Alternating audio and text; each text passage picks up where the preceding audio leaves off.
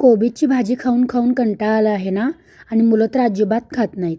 चला तर मग पाहूया कोबीचे थालीपीठ. सर्वप्रथम कोबी छान असं किसून घ्यायचं आहे. त्यानंतर बारीक चिरलेला कांदा टाकून घ्यायचा आहे. त्यानंतर शिमला मिरची टाकून घेऊयात.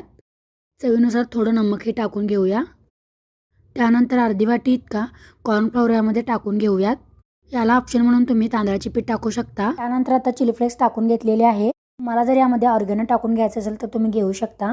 थोडा गरम मसालाही टाकून घेतलेला आहे. आले लसूण पेस्टही टाकून घेऊयात. तर गव्हाचे पीठ आणि ज्वारीचे पीठ हे दोन्ही पीठ यामध्ये एकत्र करून घेतलेले आहे.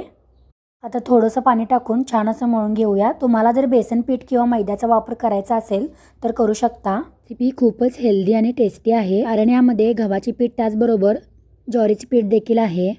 छान असं मळून झालेले आहे. आता आपण थालीपीठ करूयात.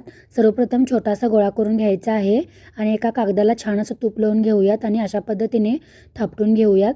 मला जर कापडाचा वापर करायचा असेल तर तुम्ही करू शकता. बघा, छान असं थापटून झालेले आहे. आता थोडंसं त्यावर होल टाकून घेऊयात. गॅस मंदाचेवरच ठेवलेला आहे. चमचाभर इतकं तूप याला लावून घेऊयात.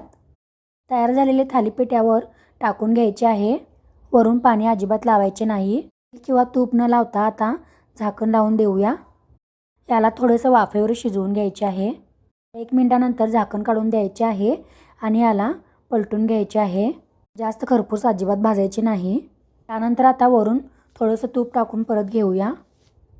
खालची बाजू ही वरच्या बाजूप्रमाणे छान असं भाजून घ्यायची आहे. खालची बाजू भाजलेली आहे. आता याला पलटून घेऊयात. तयार झालेले आहे कोबीचे टेस्टी आणि हेल्दी थालीपीठ. तुम्ही ही रेसिपी नक्की ट्राय करा आणि मुलांच्या टिफिनला नक्की द्या.